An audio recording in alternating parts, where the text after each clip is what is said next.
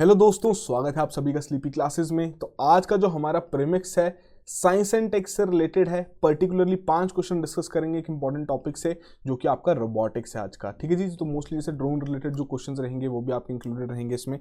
तो शुरुआत करते हैं पहले क्वेश्चन के साथ। तो पहले क्वेश्चन में दक्ष आरओवी रिमोटली ऑपरेटेड व्हीकल, इसके बारे में यहाँ पर बात की गई है। 2 स्टेटमेंट्स आपको दी गई हैं, बताना है इनमें से कौन कौन सी करेक्ट हैं। पहले में कह रहे हैं जो आपका ICAR है, Indian council of agricultural research, उनके द्वारा ये डिजाइन और डेवलप किया गया है। सेकंड में इसके ऑब्जेक्टिव के बारे में बात करें, क्या ये काम करेगा कि एक तरीके से सीडर अटैचमेंट का ये काम करेगा जहां पर ये एक्यूरेटली प्रेडिक्ट करेंगे सॉइल की टेंडेंसी और जो आपकी सीड प्लांटिंग की जो प्रोसेस रहती है उसमें हेल्प करेगा ताकि राइट प्लेसेस में वो की जा सके। तो 2 स्टेटमेंट्स आपको यहाँ पर दी गई हैं, थोड़ा सोचिए। दक्ष रिलेटेड बात की जा रही है, करेक्ट ऑप्शन यहां पर मार्क कीजिए, फिर डिस्कस करते हैं इस क्वेश्चन को। तो बेसिकली जो दक्ष आपका आरओवी है, रिमोटली ऑपरेटेड व्हीकल, तो ये आपका एग्रीकल्चरल रिलेटेड नहीं है, डिफेंस रिलेटेड एक इक्विपमेंट यहां पर तैयार किया गया है। तो दोनों स्टेटमेंट्स यहां पर आपकी इनकरेक्ट हैं, उसी के आधार पर यहां डी ऑप्शन आपकी करेक्ट ऑप्शन है। बेसिक सी बात कर लेते हैं, क्या है दक्ष। तो एक तरीके का electrically powered remotely operated vehicle है, डीआरडीओ द्वारा तैयार किया गया है। डीआरडीओ की जो आपकी एक हम कह सकते हैं एस्टैब्लिशमेंट है, research and development establishment Pune based, उनके द्वारा यहां पर ये तैयार किया गया है। क्या काम करेगा कि एक तरीके से जो आपके एक्सप्लोजिव डिवाइसेस रहते हैं उन्हें न्यूट्रलाइज करने में ये सक्षम रहेगा।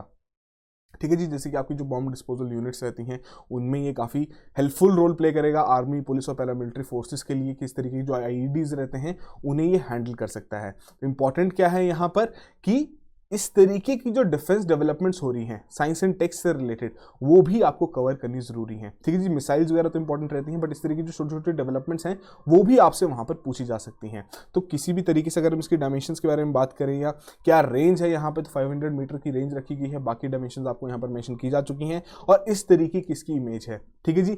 मूव भी कर सकते हैं, इलेक्ट्रॉनिकली ऑपरेट किया जा सकता है रिमोट के थ्रू, और 500 मीटर की रेंज में इसे इजिली वहां पर ऑपरेट किया जा सकता है।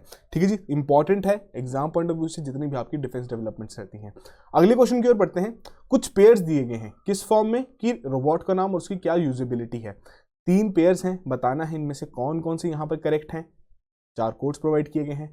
पहले पेयर में देखते हैं, बात हो रही है बंदीकूट के बारे में कि एक इंजीनियर किया गया है, इस डिवाइस को बनाया गया है कि जो आपके सिवियर जो हम कह सकते हैं सिवियर मैनहोल्स हैं उन्हें ये क्लीन कर सकता है।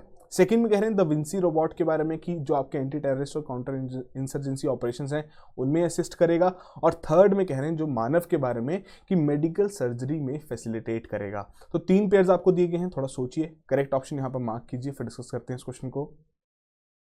तो यहाँ पर 3 अलग अलग रोबोट्स के बारे में बात की जा रही है, मतलब आपकी फैक्चुअल नॉलेज यहाँ पर टेस्ट की जा रही है, कितना आपको इनके बारे में पता है। तो पहला जो पेयर है वही यहाँ पर करेक्ट है, बंदीकूट, जो कि एक आपके स्टार्टअप द्वारा 2015 में स्थापित किया गया था, केरला बेस्ड है, उनके द्वारा सिवियर जो आपके मैनहोल्स रहते हैं, जो मैनुअल स्कैवेंजिंग की जो एक बहुत बड़ी प्रॉब्लम है इंडिया में, उसे रूट आउट करने में भी काफी ये हेल्पफुल रहेगा। ठीक है जी। द विंसी रोबोट के बारे में बात करें तो ये आपका जो रोबोट है ये मेडिकल सर्जरी में फैसिलिटेट करता है। और उसके अलावा जो मानव है ये इंडिया का पहला 3D प्रिंटेड रोबोट है। ठीक है जी। तो डिस्कस कर लेते हैं इनसे रिलेटेड डिटेल्स, पर सबसे पहले करेक्ट ऑप्शन मार्क कर लें। ए ऑप्शन यहाँ पर आपकी करेक्ट ऑप्शन हुई। तो बेसिक से जो डिटेल्स है बंदीकूट के बारे में ही देखें। जैसे कि हमने बात की, जो आपके इस तरीके के मैन होल्स रहते हैं उन्हें ऑपरेट करने में काफ़ी हेल्प करेगा। 2 तरीके के इसमें यूनिट्स है, एक स्टैंड यूनिट है और एक आपकी रोबोटिक ड्रोन यूनिट है। जो रोबोटिक ड्रोन यूनिट है वही आपके जो क्लीनिंग और जो अनब्लॉकिंग ऑपरेशंस है उन्हें वो कैरी आउट करेगा। किसके द्वारा तैयार किया गया है, जन robotic innovations private limited, Trivandrum based आपकी एक कंपनी है, 2015 में जो स्थापित की गई थी। और इस तरीके का आपका ये रोबोट दिखता है। उसके अलावा जो आपका द विंसी सर्जिकल सिस्टम है, एक रोबोटिक सर्जिकल सिस्टम है, अमेरिकन कंपनी इंट्यूटिव सर्जिकल द्वारा यहाँ पर तैयार किया गया था। FDA का अप्रूवल मिल गया था 2000 से, और उसके बाद से काफ़ी ज़्यादा हेल्पफुल रहा है वहाँ पर आपकी मेडिकल फील्ड में। किस तरीके का दिखता है ये आपको इमेज यहाँ पर मेंशन कर दी जा चुकी है। उसके अलावा अगर हम बात करें मानव के बारे में, इंडिया का पहला 3D प्रिंटेड ह्यूमनॉइड रोबोट है जो कि IIT मुंबई टेक फेस्ट में आपका ये लॉन्च किया गया था। और जो आपका 3D प्रिंटेड प्लास्टिक है उससे ही यहाँ पर तैयार किया गया है। डायमेंशन यहाँ पर आपको बता दी गई हैं। ह्यूमंस की जो इंस्ट्रक्शंस इसे दी जाएगी उसे फॉलो कर सकेगा, पुशअप्स, पुलअप्स या कोई भी इस तरीके की एक्सरसाइज रिलेटेड एक्टिविटीज रहेंगी उसे भी कर सकता है, फुटबॉल खेल सकता है। तो तरीके का ह्यूमनॉइड रोबोट यहाँ पर तैयार किया गया है। किस तरीके का दिखता है आप यहाँ पर इस इमेज में देख सकते हैं। ठीक है जी। अगला क्वेश्चन देखते हैं। बात हो रही है इंडिया ड्रोन रूल 2021 के बारे में। ठीक है। जब दो आपके इस तरीके के रूल्स आए थे 2021 में, अब आपको ध्यान रखना है कि कौन से रूल्स के बारे में यहाँ पर बात की जा रही है, नाम पता होना जरूरी है। तो दी गई हैं कुछ स्टेटमेंट्स, 3 स्टेटमेंट्स हैं, बताना है इनमें से कौन कौन स्टेटमेंट्स यहाँ पर करेक्ट हैं। 4 कोड्स आपको प्रोवाइड किए जा चुके हैं। पहले में कह रहे हैं जो रूल्स हैं ये रिप्लेस कर देंगे existing unmanned aircraft system rules 2021 वाले, जो कि मार्च 2021 में रिलीज किए गए थे। सेकंड में कह रहे हैं कि there would be no restrictions on drone operations by foreign owned companies जो कि इंडिया में रजिस्टर्ड हैं, ठीक है जी। सेकंड में कह रहे हैं किसी प्रकार का पायलट लाइसेंस की रिक्वायरमेंट नहीं है for micro drones for non commercial use, nano drones and for research and development organisations. तो ये अब आपको 3 स्टेटमेंट्स दी गई हैं, थोड़ा सोचिए। जो आपने, ये आपका करंट अफेयर का ही टॉपिक है, इंडिया ड्रोन रूल्स 2021, तो इंपॉर्टेंट है आपके लिए। करंट अफेयर्स अपने रिवाइज करते रहना, तभी आप इस तरीके के क्वेश्चंस वहां पर आंसर कर पाएंगे। तो करेक्ट ऑप्शन यहां पर मार्क कीजिए, फिर डिस्कस करते हैं इस क्वेश्चन को। तो बेसिकली यहां पर जो आपके अनमैन्ड एयरक्राफ्ट रूल 2021 में आए थे, काफी एक तरीके से हम कह सकते हैं थोड़े स्ट्रिक्ट रूल्स वहां पर सरकार द्वारा फॉलो किए गए थे, जिसमें काफी लोगों ने भी उस पर अपोज किया था कि काफी स्ट्रिक्ट रूल्स यहां पर लगा दिए गए हैं। तो उसके बाद आपके इंडिया ड्रोन रूल्स जुलाई के अराउंड ड्राफ्ट रिलीज किया गया था, पब्लिक कमेंट्स के लिए रखा गया था। अगस्त के अराउंड इसे रिलीज कर दिया गया था इंडिया ड्रोन रूल्स 2021 के नाम से। तो इसमें आपकी तीनों की तीनों स्टेटमेंट्स बिल्कुल करेक्टली यहां पर बताई गई हैं और उसी के आधार पर डी ऑप्शन आपकी करेक्ट ऑप्शन है।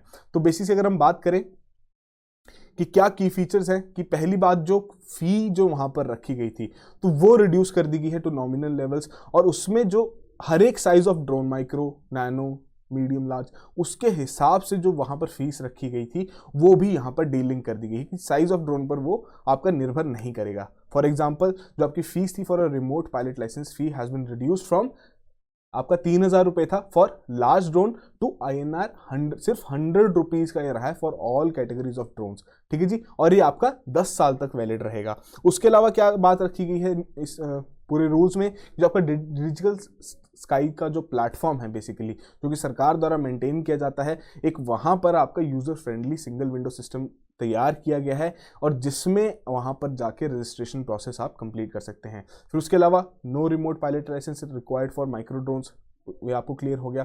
फिर उसके अलावा अगर हम देखें कि किसी प्रकार की रिक्वायरमेंट नहीं रही है सिक्योरिटी क्लियरेंस के लिए before issuance of any registration और लाइसेंस। फिर उसके अलावा जो आपका टाइप सर्टिफिकेट की बात की जाती थी कि आपको बताना है कौन से ड्रोन के लिए आप वहां पर अप्लाई कर रहे हैं, तो वो चीज़ यहाँ पर हटा दी गई है। इंपोर्ट ऑफ जो ड्रोन्स रहेगा, जो बाहर से इंपोर्ट किए जाएंगे, वो DGFT द्वारा वहां पर रेगुलेट किए जाएंगे। तो ये कुछ कुछ रूल्स हैं, कुछ इंपॉर्टेंट पॉइंट्स हैं जो कि आपके लिए इंपॉर्टेंट है एग्जाम पॉइंट ऑफ व्यू से भी, और आपके प्रीलिम्स के पॉइंट ऑफ व्यू से तो इंपॉर्टेंट है ही, साथ के साथ जो आपकी मेंस आंसर राइटिंग रहती है वहां पर भी अगर ये रूल्स आपको पता रहेंगे, क्वेश्चन इस तरीके का पूछ लिया जाएगा तो इजीली वहां पर आप कोट कर सकते हैं, ठीक है जी।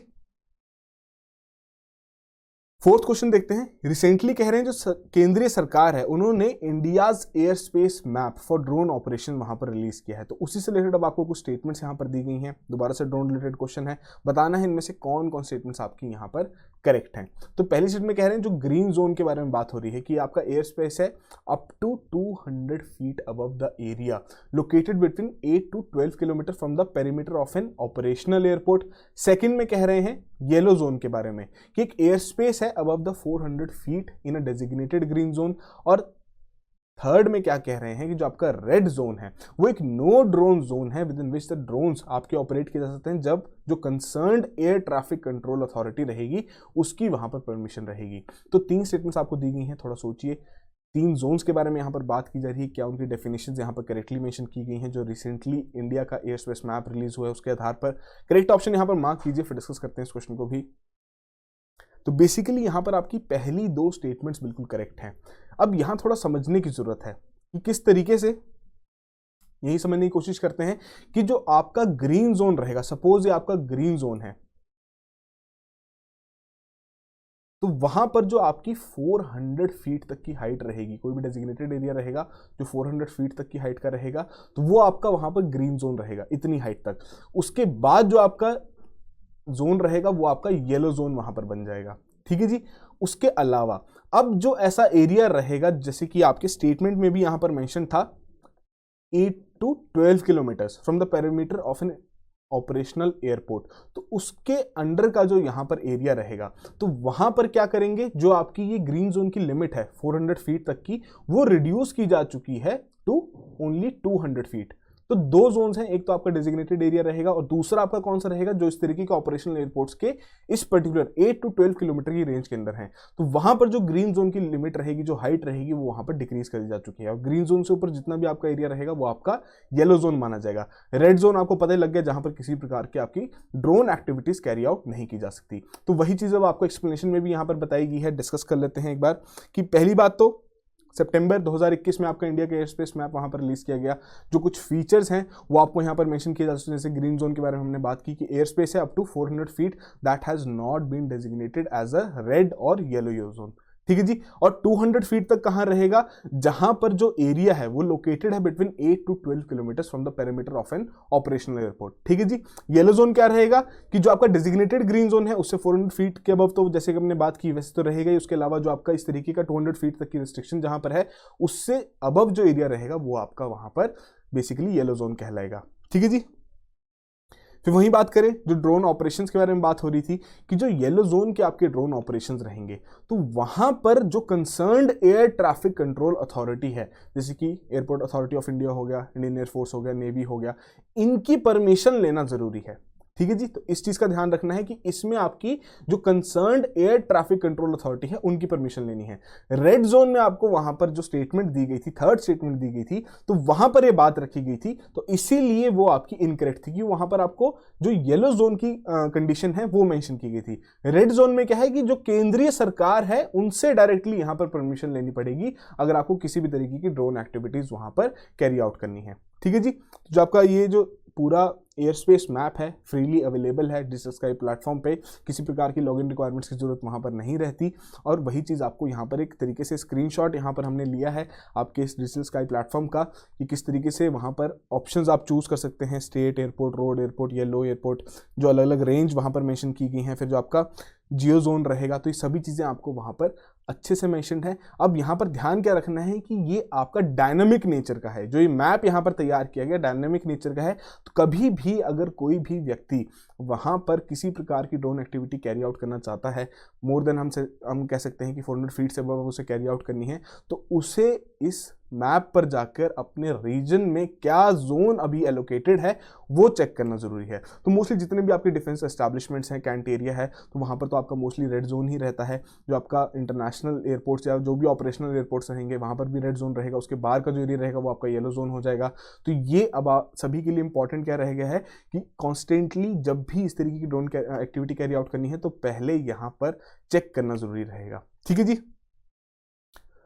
अगले क्वेश्चन की ओर बढ़ते हैं। आज का लास्ट और फाइनल क्वेश्चन कह रहे हैं कि रिसेंटली एक indigenous medium altitude long endurance male unmanned aerial vehicle UAV development programme जो डीआरडीओ द्वारा रखा गया है, उसने एक माइलस्टोन यहां पर रीच किया है by reaching an altitude of 25,000 feet and endurance of 10 hours.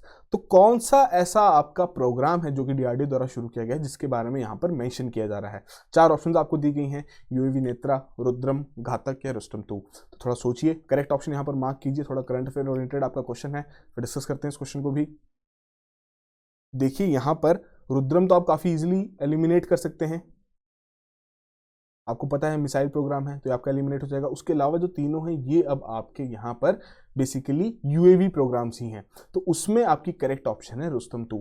जो घातक है काफ़ी इंपॉर्टेंट प्रोग्राम है डीआरडीओ का, डिफेंस का, हमारी अभी तक इससे रिलेटेड की डिटेल्स जो हैं वो अभी रिलीज नहीं की गई हैं, ठीक है जी। बट ये जो यहाँ पर मेंशन किया गया है जिसके बारे में फर्स्ट स्टेटमेंट में बात की गई है कि इंपॉर्टेंट माइलस्टोन यहाँ पर रीच किया है इस प्रोग्राम ने, तो वो आपके रुस्तम 2 के बारे में बात की जा रही है, ठीक है जी। तो वही चीज़ें आपको यहाँ पर मेंशन भी की गई है रुस्तम 2 के बारे में कि इंपॉर्टेंट माइलस्टोन यहाँ पर अचीव किया है। क्या है रुस्तम 2? एक twin turbo prop powered drone है जो कि डेवलप किया गया सर्वेलेंस और रिकनेसेंस मिशंस के लिए।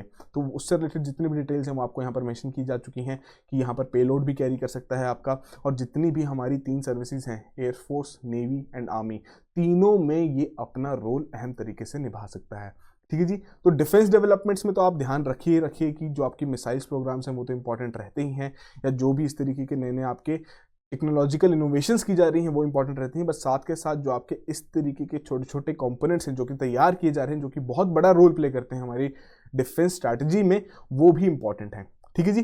तो ये थे आज के हमारे 5 क्वेश्चंस। आई होप आपने सभी ने अच्छे से अटेम्प्ट किया हो। जो भी आपका स्कोर रहा है कमेंट बॉक्स में जरूर मेंशन कीजिए।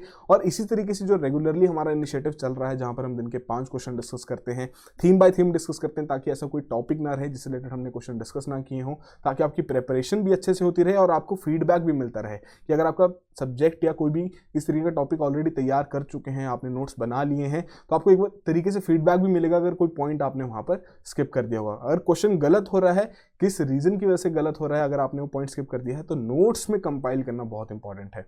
ठीक है जी। तो अब मंडे की बात करें, ज्योग्राफी का सेशन रहेगा जिसमें हम इंडियन एग्रीकल्चर से रिलेटेड 5 क्वेश्चंस आपके डिस्कस करेंगे। इस वीक हम स्किप कर गए थे आपका ज्योग्राफी का सेशन, तो जो मंडे का सेशन रहेगा इंडियन एग्रीकल्चर से रिलेटेड 5 क्वेश्चंस रहेंगे, थोड़ा प्रिपेयर करके आइएगा। उसके अलावा पीस ऑफ इन्फॉर्मेशन हमारे सभी भाई बंधुओं के लिए, कल हमारा मॉक जो प्रोग्राम है जो कि इंडिया भाई के साथ कोलैबोरेशन में चल रहा है, तो कल उसका पहला मॉक है। ठीक है जी। अभी भी अगर किसी ने एनरोल नहीं किया है तो अभी भी जाके हमारी वेबसाइट पे जाके एनरोल कर सकते हैं। डिस्क्रिप्शन में आपको लिंक प्रोवाइड किया जाएगा। कोई भी क्वेरीज रहे तो आप हमें यहाँ पर कॉल भी कर सकते हैं। ठीक है जी। हम आपकी हर एक क्वेरी को रिजॉल्व करने की कोशिश करेंगे। So that will be all the very best. Have a good day.